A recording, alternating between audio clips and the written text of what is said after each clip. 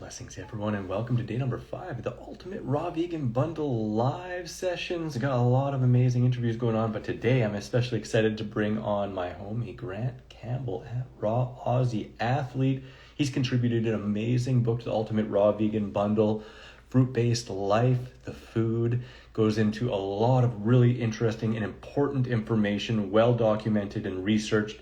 If you don't know Grant, the Raw Aussie Athlete, I don't know where you've been. He's been in this lifestyle for over 20 years, like myself, and is a champion for activity and simplicity, as well as clarity around the raw food lifestyle. We're going to invite him in as soon as he jumps on with us, and we're going to be going into a really fun topic here, finding the balance between activity and recovery, which he knows better than most because he is a celebrated ultra endurance athlete. That means he does races that are I believe 48 hours sometimes. Yeah, Linus, what's up, brother? Love you too. He's an amazingly inspiring individual. I've seen and heard of him doing long 24-hour races, and then the next day being able to do marathons. Maybe he'll correct me if I'm a little bit off there, but his record is amazing. He's seen amazing gains since going raw vegan. We'll ask him a little bit about that, shaving a lot of time off of his normal race times and stuff like that. And he's super, super well researched. He spent a lot of time with Dr. Doug Graham and, done a ton himself. So I hope he jumps in here fairly soon, and we'll invite him in and get into the live. I'll let you know again, we both have our brand new resources as a part of the Ultimate Raw Vegan Bundle, which is available now until May 11th. At 11:59 p.m. PST, and then it's gone forever. Everything is completely brand new, never to be repeated again, and it's worth over $1,390 for just $50. This is an awesome deal and an amazing opportunity to learn from our experiences, from our culinary skills. There's loads of recipes, over 500 recipes, brand new in the bundle. We have our new group book in there that is cultural favorite. So I put my raw vegan poutine recipe in there. It's really a steal of a deal. You can grab it in either of our. Can I send my professional boxer to learn? Yes, absolutely. You totally can, Linus. Absolutely, brother. It'd be fun to talk with him and help fine tune, because this is an amazing lifestyle for athletes, isn't it, Grant? Tremendous, Chris. There's nothing quite like it. No, it's great to have you back, brother. Yeah, you too, brother. Always a pleasure. How are you feeling today? Oh, fully recovered. Oh, you've recovered from yesterday's talk? Ready to be active. Nice. I love it. I had a really fun time with our talk yesterday. I actually re-listened to it myself. I was like, dang, we're pretty cool. Chris, I had the same experience. That's amazing. We are pretty cool. Yeah, it's nice to feel cool sometimes. Yeah. Can't always be the geeky outlier that's different to everybody else. So. Yeah, and especially when you're just you're stuffing your face with fruit. It's easy to feel cool because it kind of cools you off with all that high level of hydration. What are you talking about, Chris? Oh God. Yeah, that's not gonna hydrate you as much, even though it's what is it, 77% water in those bananas, or 72 to 77% maybe, depending on the variety? It does depend on the variety. I think Namwas and varieties like that from Thailand have more water, but others have less. But I think, somewhere around 73%, or, for Cavendish maybe. Yeah. But it's a good amount of water. And actually, when I would eat bananas in my ultra marathons, that's when I realized actually they were kind of hydrating. Mm-hmm. But at the same time, they have a lot of sugar, and so they can make your mouth feel dry. Yeah. While other parts of your body are hydrated. Yeah. But then you'll need to pee after eating a lot of banana. Like if I eat a bunch of bananas, then at some point during the race, I'll need to pee after that. Yeah. So it's kind of interesting. But if you have a dry mouth, it's hard to eat bananas for sure. So that tells you something. A little funny question on that, and if this is too personal, you can let me know. But have you ever during a race, Chris, I love it. Let's go there. During a long race, have you ever just been running and you start peeing while you're running, you don't even stop, or is that normal? Oh, wow. I can answer that question. Sorry if it's gross to anybody, but it's a question coming from the host. So there's several responses to that. Okay, one race comes to mind. It was exceptionally hot. Yeah. People were just dropping from the heat. There'd been a bushfire through that area not long before, so the trees were scorched and just down to the ground, and there was no sun protection from trees and leaves and that would normally be there. So we're running along this hot, dusty trail for 60 kilometers or like whatever that is, 40 miles or something.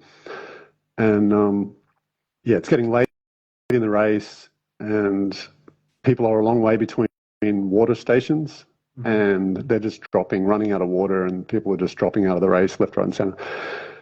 And I'm overheating. My temperature's getting hotter and hotter because I'm running in 5 fingers, and the heat from the ground is coming up through my shoes, and I'm feeling it rising through my legs, and it's kind of feeling dangerous, like it's like I got to slow down or something's going to melt down.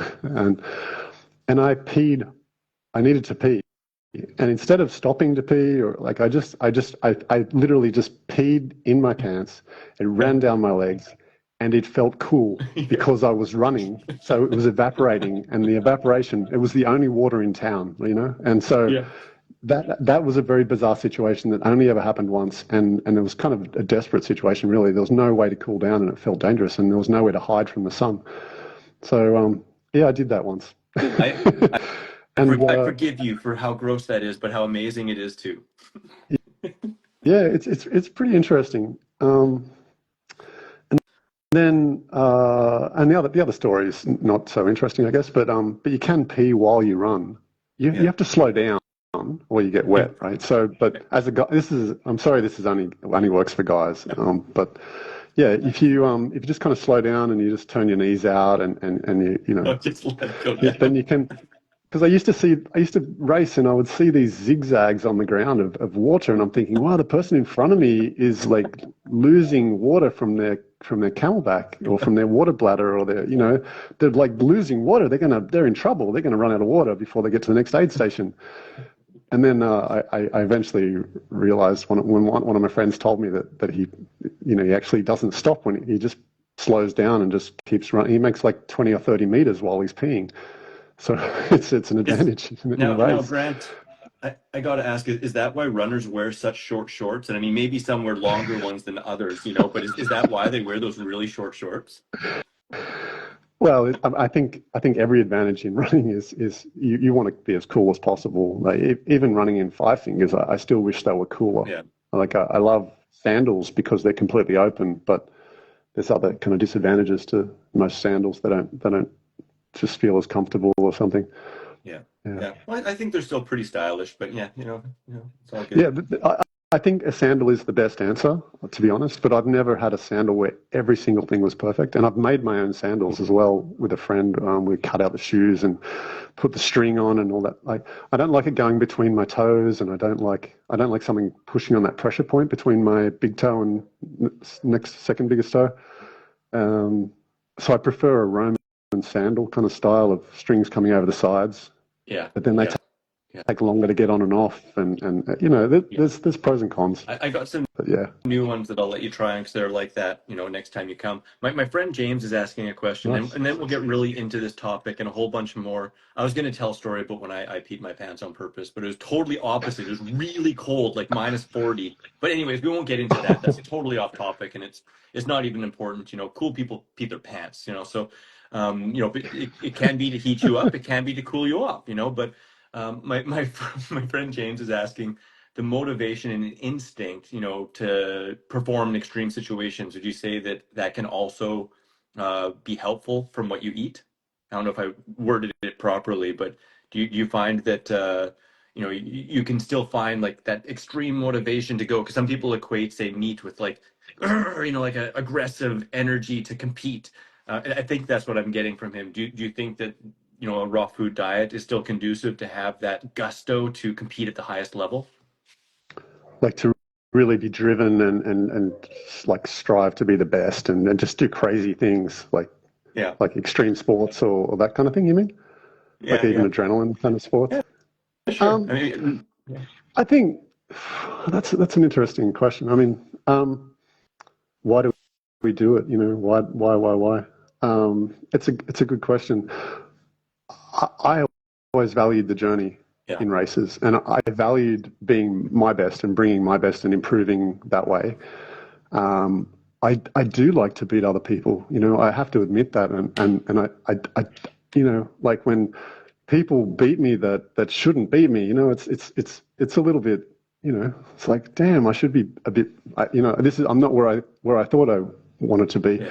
but at the same time, like I love when women overtake me, when like, especially like someone's just given birth like a month earlier and then they beat me in a round. I'm like, oh my gosh, like hats off, like that's incredible. Or some old man goes past and breaks the record like in his age group or something. I'm just like, damn, that's impressive. Or some kid beats me in a 5K race, or some 10-year-old kid or something. It's super impressive. So like I don't have an ego in that kind of way, but I do like to do my best, and I can be. There is some level of competitiveness, but it doesn't just drive me to beat everybody. And that's why I've never been interested in like taking any substances to perform better, or like to me it's always been my nature against nature, like kind of like or performing in nature, like to see what it's capable of as me, not as me with robotic arms and limbs, or like with Yeah. No, enhancements.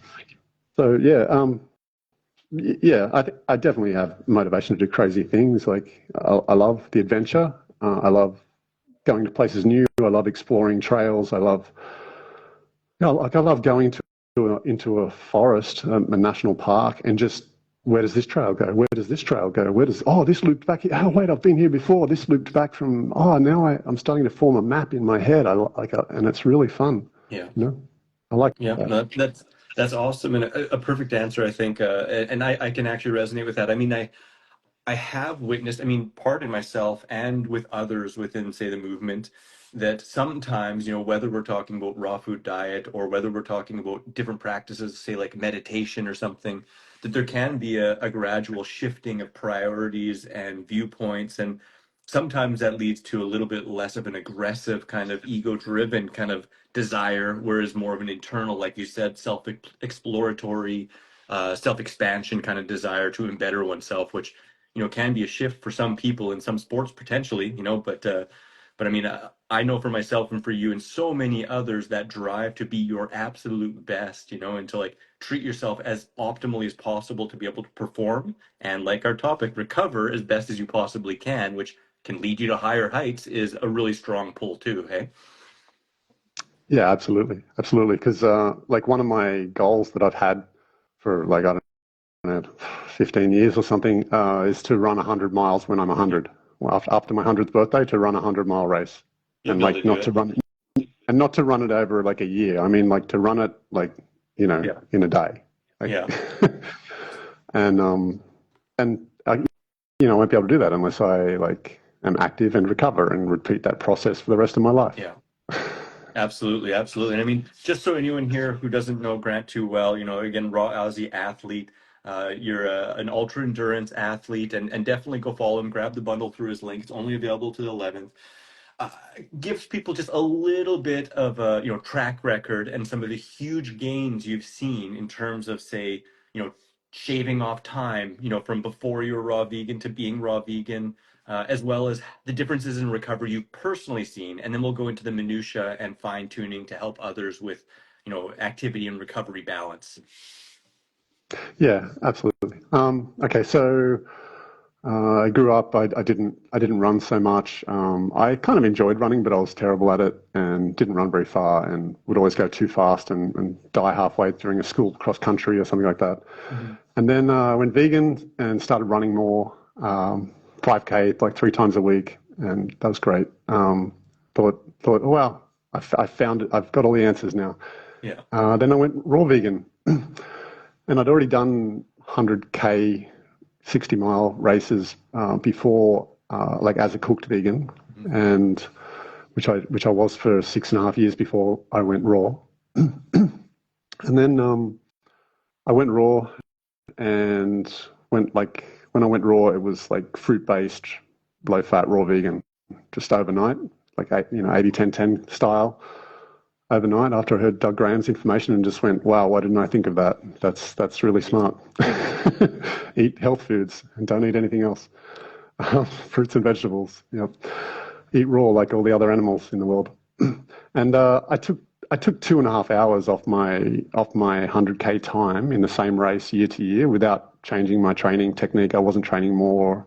I wasn't doing some different style of running or training with different coaches or anything like that. It was just this, everything was pretty much the same, but I changed my diet. That was the most significant thing that year. That next race wasn't downhill the whole way, though, was it?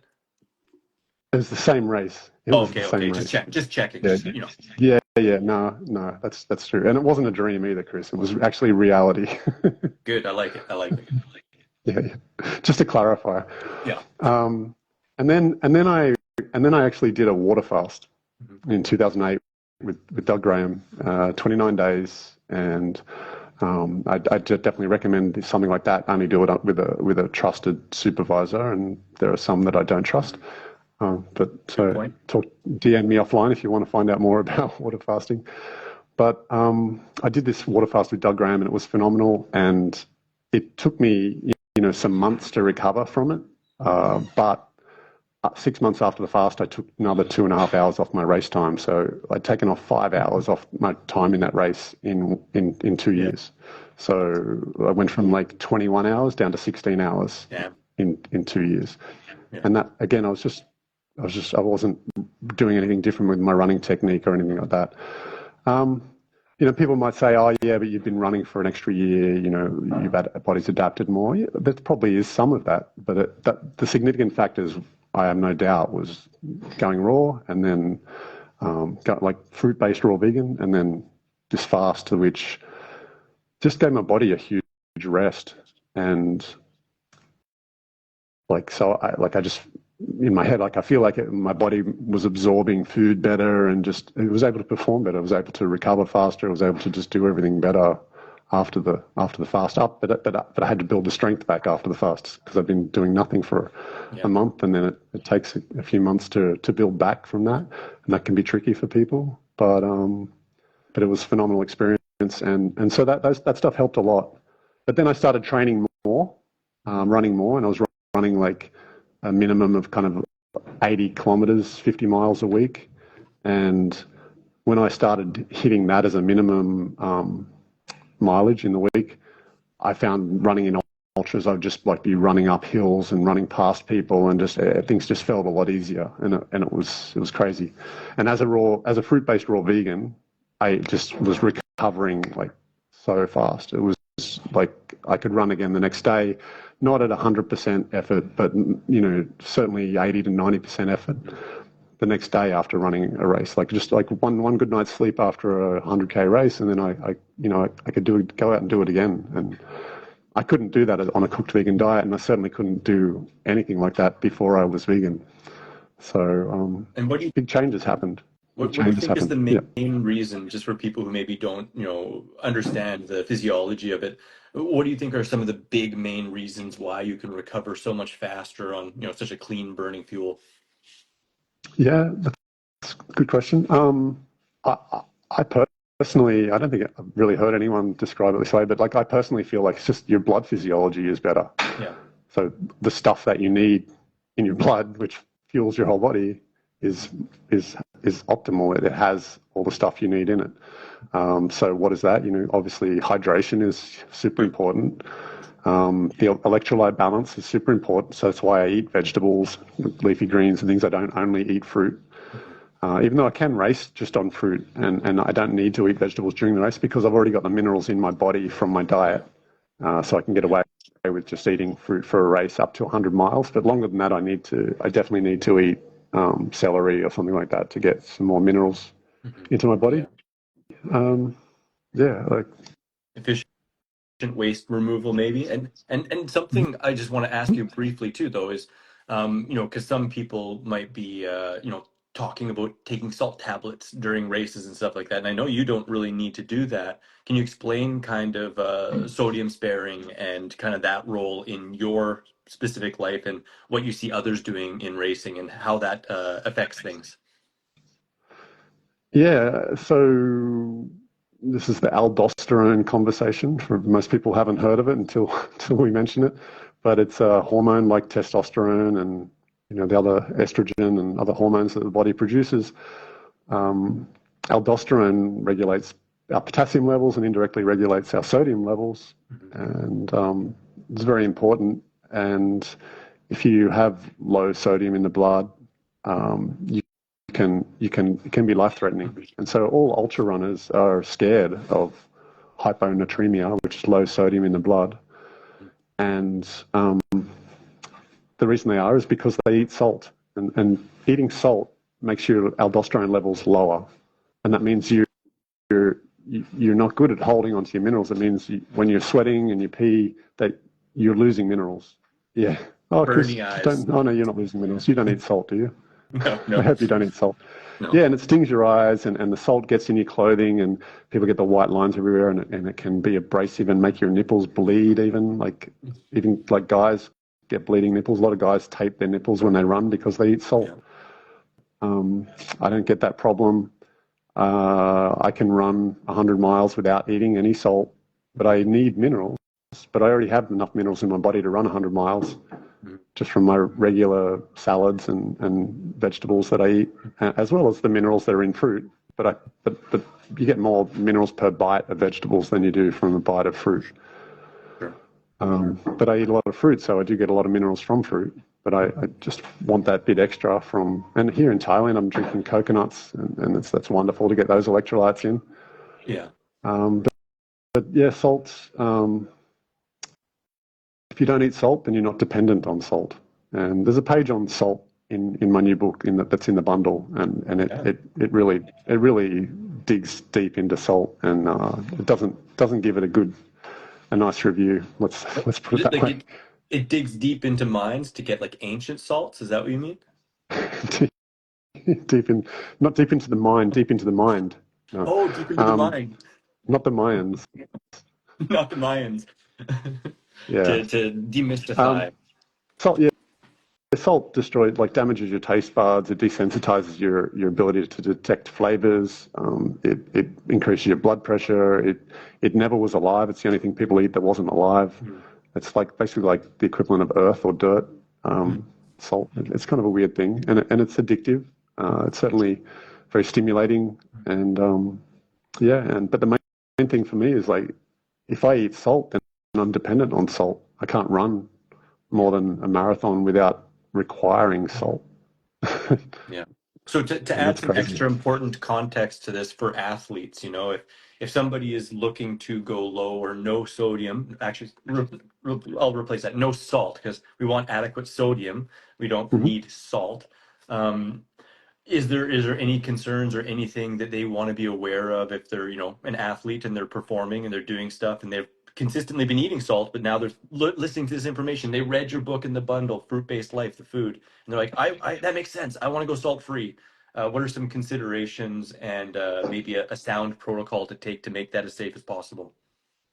Yeah. There's basically one danger, and that's that you stop eating salt, like cold turkey, and you're not aware that it takes... What's that? Cold mango. I was just, cold mango instead of cold turkey. Sorry about that. I'm just a jackass. Okay. Sorry. So, if you just give it up cold mango, then it's going to take a couple of months for your body to adjust its aldosterone levels, to elevate your aldosterone levels to get better at holding onto your minerals. And so during that period of adapting to not eating salt anymore,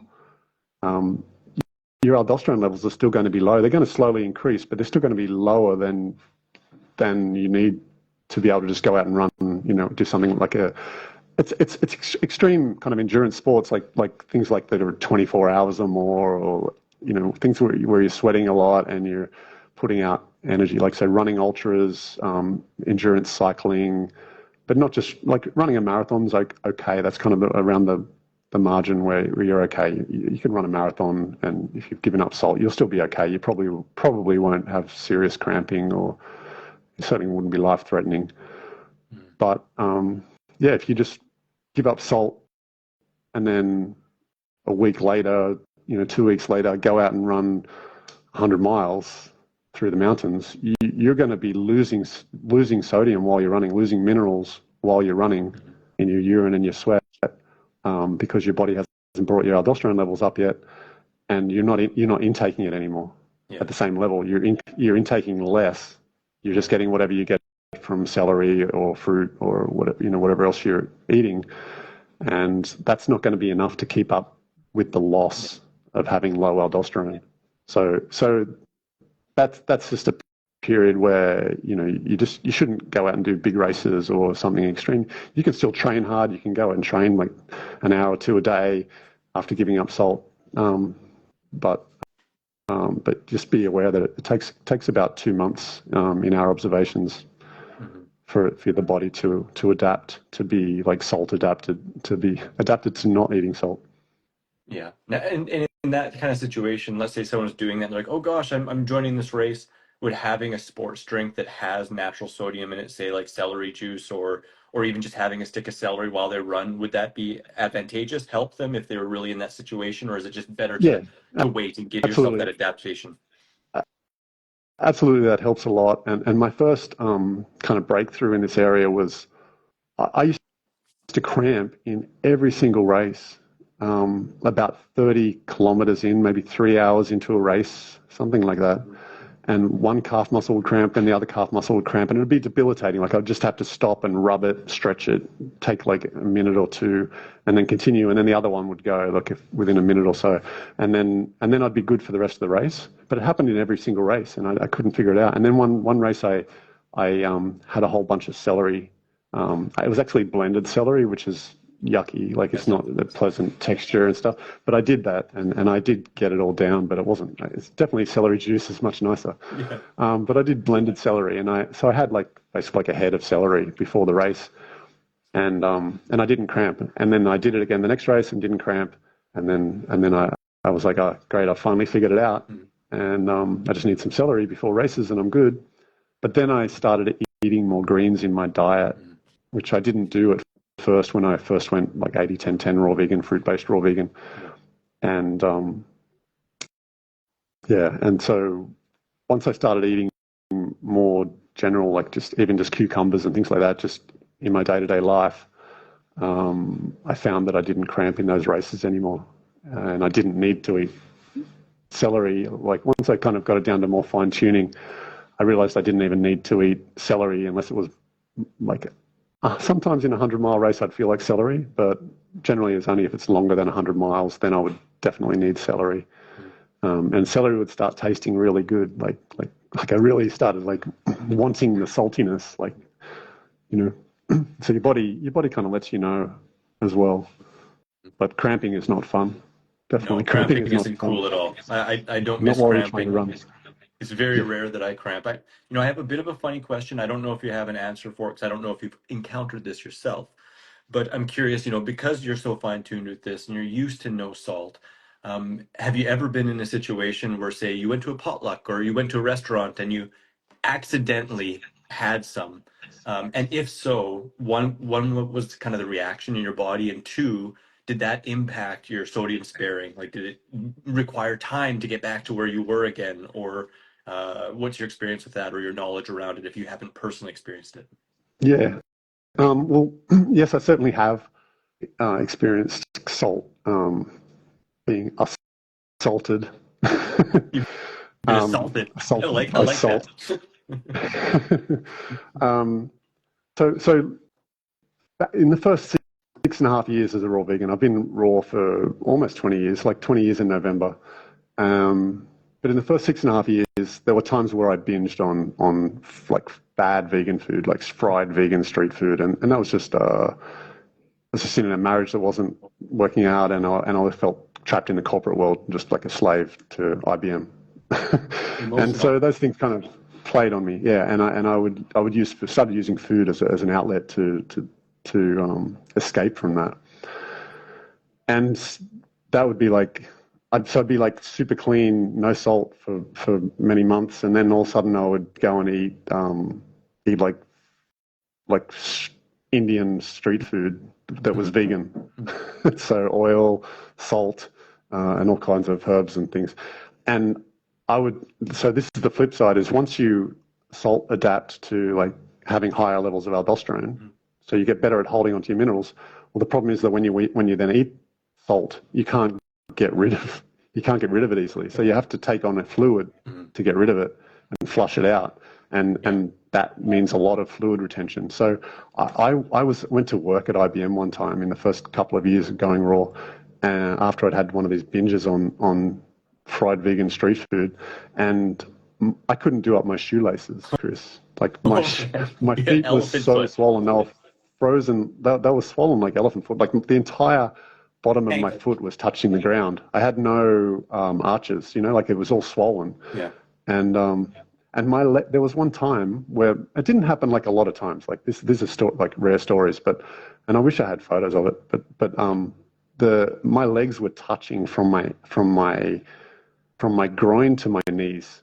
You had no thigh gap, bro? No thigh gap. Exactly. No, I lost my thigh gap. Yeah. I gave it away to salt. Yeah. And that was just purely from salt and just, like it was crazy. But at some point I got to a point where I never wanted to hurt myself with food ever again, and have had no desire ever since. Have no desire I'm not tempted by anything, and I haven't had any, there was one time somebody offered me pineapple in Thailand, and they were like a raw vegan kind of person. And so I just didn't suspect that it could possibly have salt on it, but it was all covered in salt. And I put this piece in my mouth, and then I was just like, it was like burning my tongue, and I'm like scraping my tongue, and I'm trying to get it off, like rubbing it on my shirt, and just so that wasn't, but that didn't make me swell up, because that was just a tiny thing. And the thing is, when you do binge on salt, it doesn't like immediately lower your aldosterone levels either, because it's an adaptation back the other way. If you want to reintroduce salt, you're going to have elevated aldosterone for some period. But I don't know how long it takes to adapt back the other way, because I've never done that. Yeah. Okay. And you mentioned the value of adding greens and vegetables to your diet, or primarily greens, you mentioned. Is that important for athletes as well as people who are just, like general average person kind of doing a raw food diet, or is that specific to athletes, or what do you think around that? Yeah, everybody the same. Maybe it's not life-threatening to everybody else. Like hyponatremia, that's a big deal to endurance athletes. But I mean, it's the cool thing about a species-specific diet of it's fruit-based, it's raw, it's fruits and vegetables with some nuts and seeds, and everything fresh. And whether you're an athlete or a breastfeeding mother, or someone who's in hospital, or an elderly person, you eat the same foods, but you just eat less of them or more of them, depending on what your caloric needs are. And that's kind of it, really. There's definitely variations in what people can or can't digest. Some people can't handle cruciferous vegetables and the tougher vegetables, so they eat more gentle, delicate things if they've got a more fragile digestive system. But the diet is still the same diet, and you're still eating the same stuff. And you still need leafy greens, and whether it's blended or juiced or celery or vegetables or like whatever. But it's not. Nobody's better adapted to only eat culinary fruits. I think even the fruitarians, like they eat botanical fruits, which cucumbers and things like that, and they're getting extra minerals from those things that I think of as culinary vegetables. At least ideally, if they understand that concept, right? Because I think sometimes people might hear fruitarian and not know the botanical versus culinary definition, and think, oh, I should just eat oranges and bananas and that's it. And you make that a lot more clear in your book as well. I know that it goes with scientific reference into many topics around the food. So again, check out the bundle, check out Grant's new book. It's amazing. Now let's get into some kind of more fine-tuned questions. So how do you know when it's time to push harder or time to recover more and relax a little bit? Yeah, okay. Well, I mean, first point I wanted to make about the balance between being active and recovering is that you're always doing both to some degree. Yeah.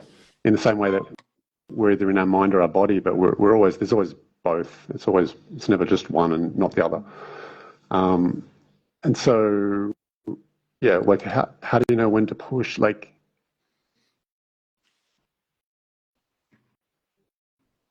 so there's a lot of people I've seen that have been athletes and they're not athletes anymore. Mm-hmm.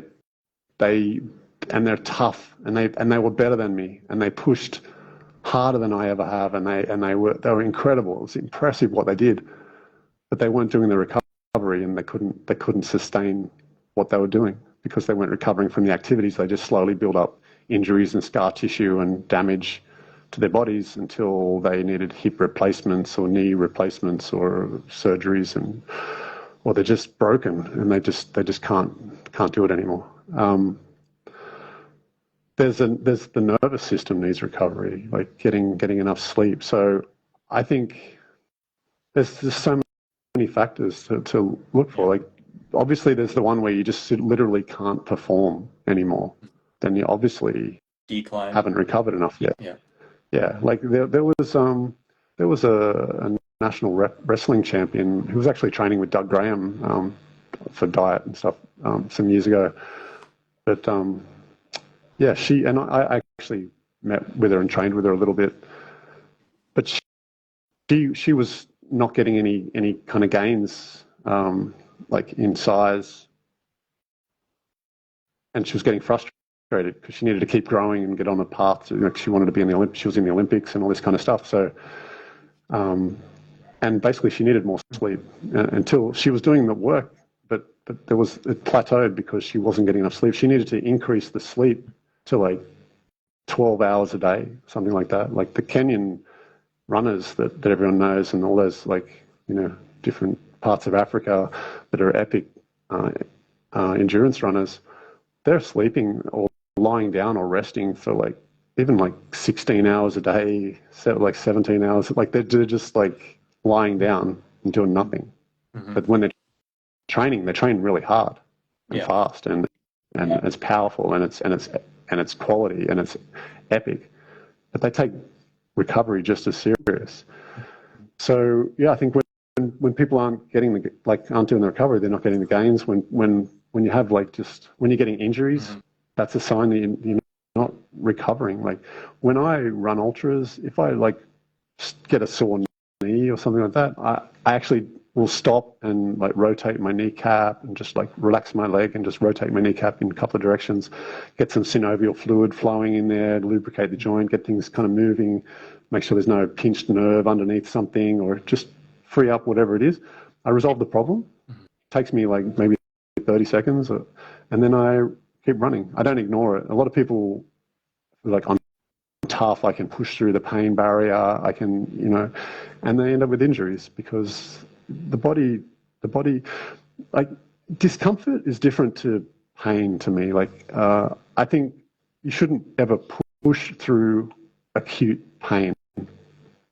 There are situations where you can, like when Steve Prefontaine won a 10K race with stitches in his foot.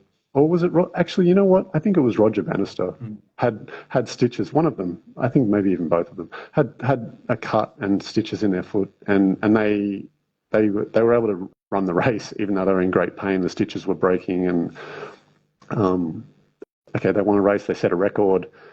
Maybe you decide that's worth it, right? But as far as me wanting to respect my body, I don't push through pain. If I have acute pain, I'll either stop the race, which I rarely to never ever do, or I'll just stop and take care of the issue and then continue. I won't just keep pushing through it and let it become something chronic.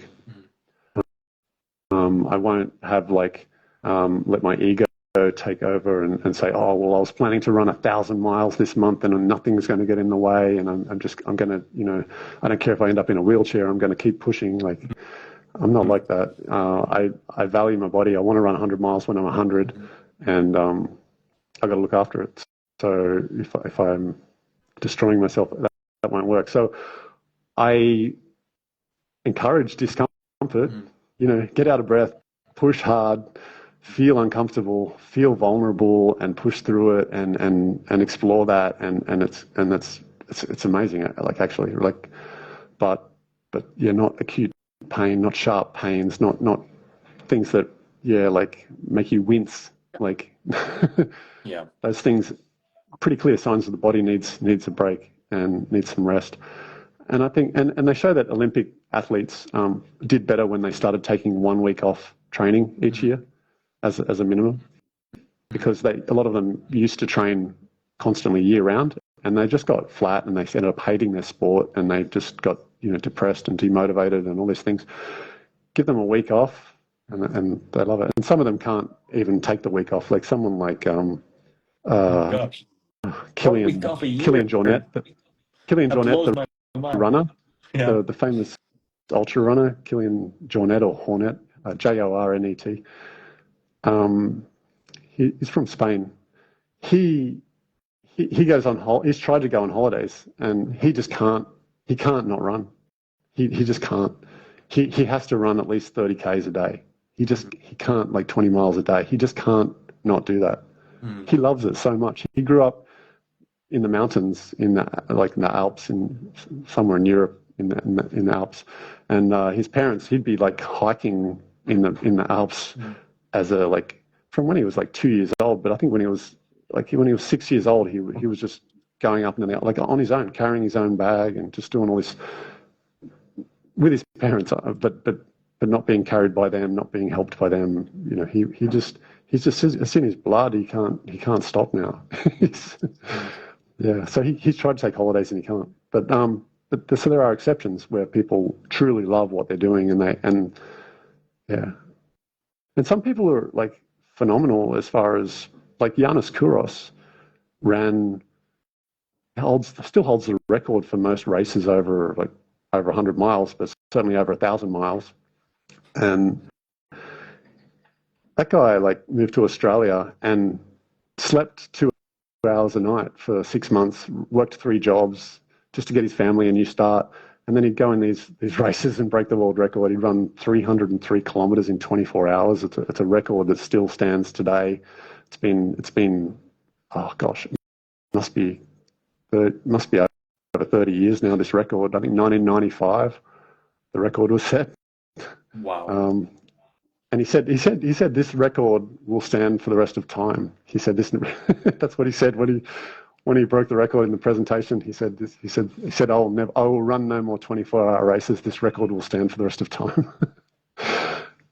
Yeah, the guy's epic, and I don't know how to explain how people do that. But there's athletes that are just naturally gifted at certain levels, but even them, their lifestyle, it has a massive impact. And I'd love to see Yanis Kouros on a fruit-based raw vegan diet, because I think that would just blow my mind.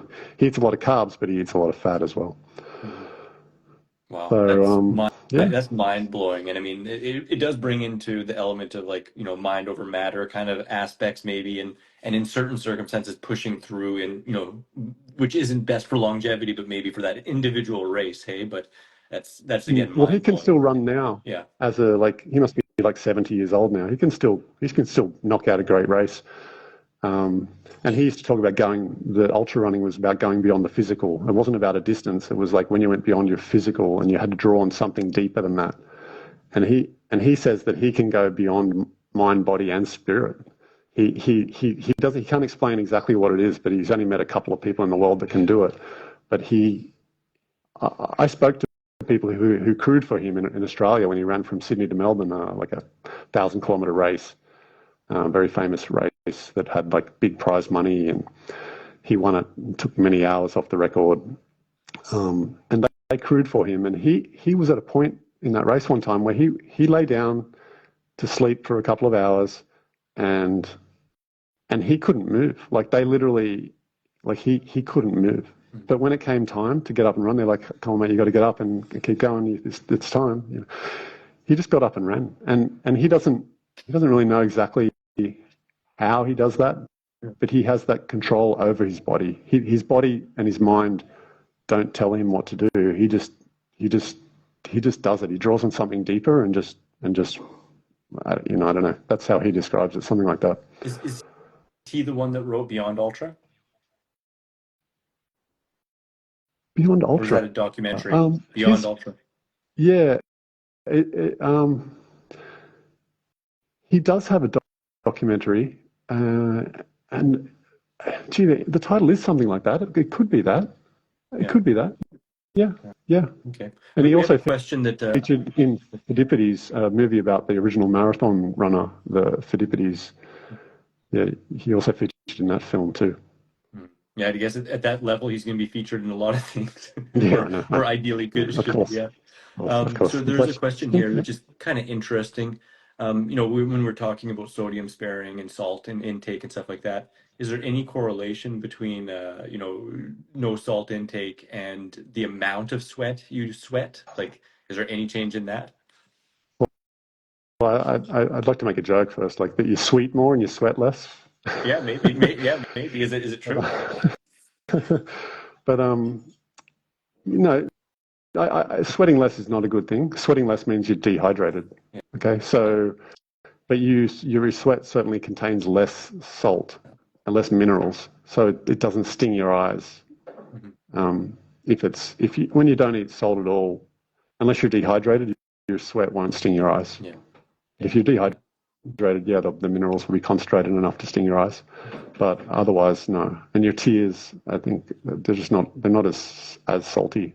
You can taste them, and it's different to if you taste them before and after. If you can be objective about such a thing, it's definitely a different experience. Can you kind of Sweating, take? you should sweat plenty. If you're not sweating, then it's a problem. And in fact, if you're in a very dry climate, you can be sweating a lot, but there's no water on your skin because it's evaporating as fast as you're kind of producing it. So that can be confusing. Also, I once ran in Las Vegas around a golf course with Doug Graham, and we went out running. We were hydrated before we went out, and we went out and ran around for like 2 or 3 hours around this golf course, and just kept running and running and running, and it was super hot, and we were both really fit, and we got back, and when I got back inside the house, my skin just started gushing with water, but I'd been sweating like that like the whole time, right? Like it's just, but it was all evaporating out there in the dry air, and then we just drank and drank and drank and drank water like you couldn't believe it. Yeah. Yeah, and it was the best tasting water you ever had, almost. Oh, so good. So good, yes. Thank you, Janelle Burgess, for the incredible reverse osmosis water that we had after that. Yeah, water doesn't taste anywhere near as good until you're really thirsty, and no food tastes better than when you're hungry, hey? Absolutely, definitely. So can you walk us through maybe like a pre-event kind of recovery and post-event recovery? I mean, maybe not recovery in the pre, that's more kind of a prep. So what would you do for pre-prep, and then maybe during an event, say for a shorter event and a longer event, so it applies to more people, and some quick tips for faster recovery after activity? Yeah, sorry, just what do you mean by the prep before a race? You mean specifically like what I would eat before a race, or Yeah. what I would stretch, or like what do you mean? Like, Let's say like a 12-hour period before a race, something like that. So we could take into account, like, are okay, you getting a really good sleep the night before? Like all those kinds of yeah, things. yeah, okay, Are you carb okay. loading So the day before with tons of pasta, for example? Like, right, yeah, no, I'm not. I'm eating the same stuff. If I eat too much, even if this diet, yeah, it doesn't. It's not a benefit. You can't carb load. You can't store carbs. Carbs get stored as fat if you're going to store them, or otherwise they just spill over into your urine and become more of a burden for elimination. All right, you've got to digest all the extra food, and it's just a waste of energy because you can't store more carbs than you have blood glucose with the sugars. That's the sugars that are in your blood glucose. You have 5% of your glycogen is stored in your liver, and and then you have muscle glycogen, and that's all you have. And then you have fat, and you convert fat or protein can get converted back into sugars, but we don't really do much with protein so much in that manner. But yeah, and converting fat to sugar feels terrible. So for the days leading up to a race, if I'm serious about a race, and sometimes more serious than others, then I'll avoid overt fats for 3 to 5 days before a race. If I'm really serious about trying to like do what I think is most optimal, Other times I'll just enjoy the race, and I'm not really that focused. And if I have an avocado like the night before the race, it's not a big deal. It's not going to destroy my experience. But if I really want to do my best, I would avoid overt fats for some days before the race. I want to stay hydrated. I want to eat like consistently and regularly the same things that I always eat. So that's like usually eating twice a day, but can be 3 times a day. And I want to eat enough calories every day for sure. So maybe 3,500 calories a day for me. And I want to stay hydrated. So I want to have like juicy breakfast. I want to have something like melons or can be mangoes, can be anything kind of juicy. Mangoes are a lot less juicy than watermelon and things like that, but because the sugars require a lot of water, right, to digest. So a lot of foods have a lot of water, but the water is bound up in digesting that food, right? Yeah. So yeah. Yeah. An interesting point. And then a lot of people don't know about, really. Right. Yeah, it's true. I've known people that did like one friend did watermelon for 10 days, and she said that she needed to drink water still, even though all she was eating was watermelon, right? And that might sound ridiculous because watermelon is such high water content, but actually, and it's not super sweet, right? But the sugars that are in there do require like a significant amount of the water in the food to digest, so to like dilute it, to move it through the body. Getting enough sleep is like super key. So I think optimal is like 8 hours sleep is kind of a baseline, right, as an average. And if you get behind on that, you need to catch up on that. So I want to be getting a minimum of 8 hours sleep a night. But if I'm training hard, then I want to get like 9 or 10 hours sleep, something like that. And after a race, I want to be getting like an ultra marathon where I've missed a whole night's sleep or 2 nights sleep, or then I want to, and I've also been performing the whole time, so you're even more behind in sleep. I want to get like 13 hours sleep for like 3 nights or 2 or 3 nights, and then just kind of keep going with what feels good. And even if I'm not asleep, I'll lie in bed and do that recovery time and just rest, eyes closed, because that's relative rest. Because you need to replace your nerve energy as part of recovery. So like a car has a battery and a fuel tank. We have our fuel tank, which is the sugars and the blood glucose, and we have our battery, which is our nervous system. And we charge our battery by sleeping. And it's not that sleep creates nerve energy. There's some, I don't know, my understanding is that something to do with the electrical potential difference between inside and outside of a cell, and somehow every cell creates nerve energy. But when we're awake and active, we're depleting it faster than it's being created, and when we're sleeping, it's accumulating faster than it's being used. So when we wake up, we've accumulated nerve energy by the miracle of what our cells do somehow. And so anything that's a relative rest is going to conserve nerve energy. If I can run more efficiently by not picking my knees up too high, or just being efficient, not twisting my body or or bouncing up and down or having extraneous movements, that's going to conserve nerve energy. If I eat a simpler diet, that's going to conserve nerve energy. But at the end of the day, you need to increase your sleep if you don't have enough nerve energy. And if you're getting sleepy during a race, falling asleep, or unable to perform,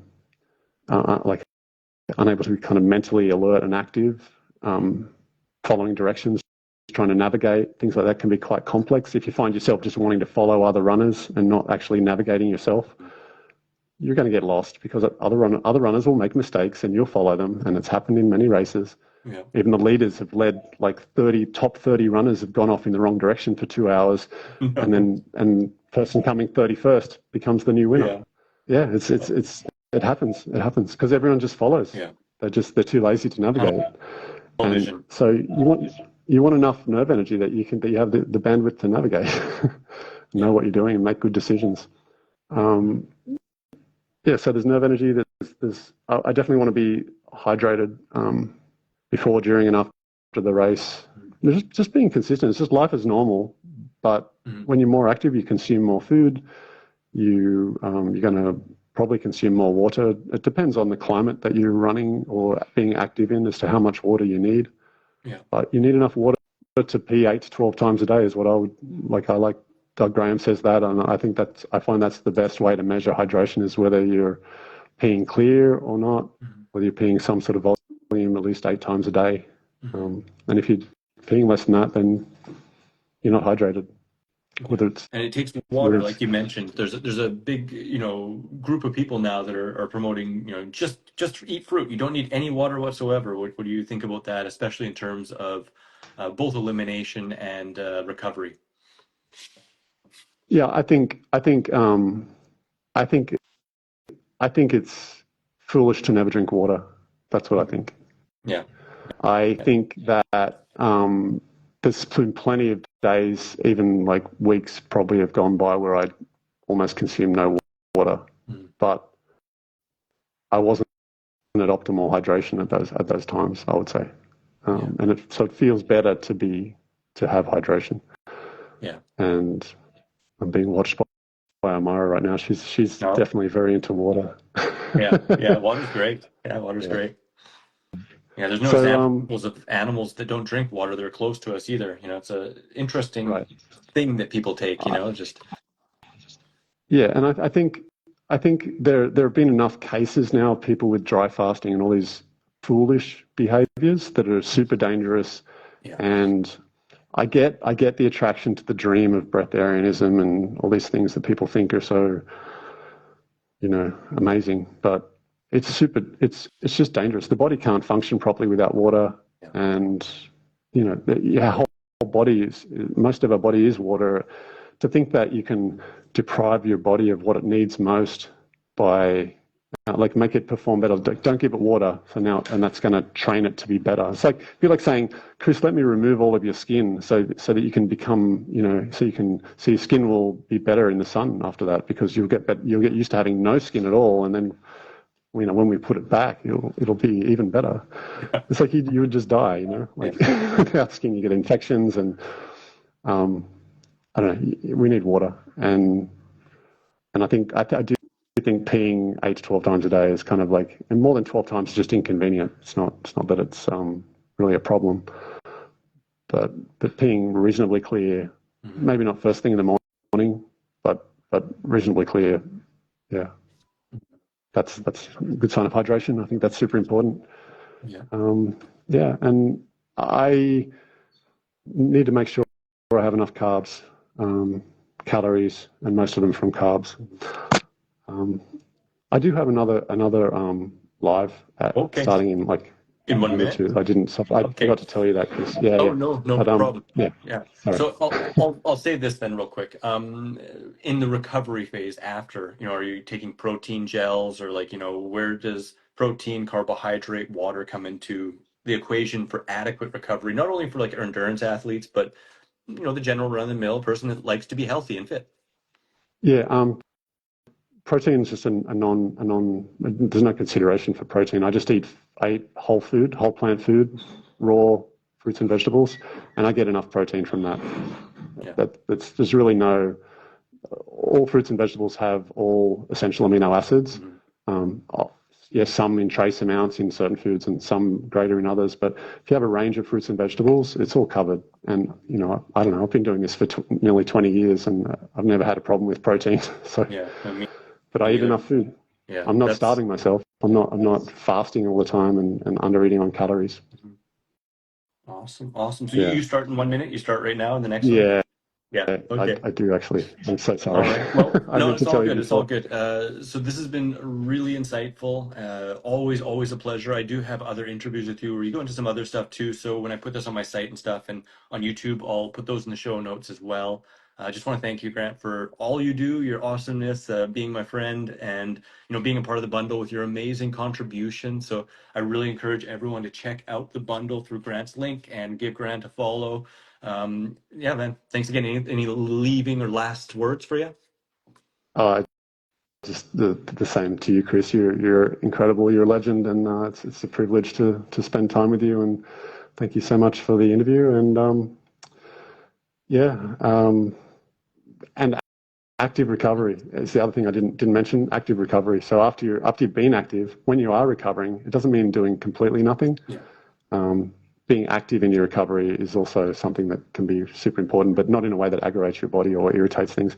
And you can also be active in one part of your body while you're resting another part of your body. So upper body day, lower body day, things like that. So if you sprain your ankle, you can still be active, but not with that ankle. Yeah. So important, because I talk with so many people who are like, well, yeah, like this or that, so I can't be active. It's like, no, just be active in another way. So I think that's so important and super key insights. I hope people gained a lot from this interview, and I hope that your next one goes super well, brother. And thanks again Thank you, to my you and brother. to everyone here. Thank you, everybody. Yeah, wishing you much. Peace, love, and Bye. seasonal fruit.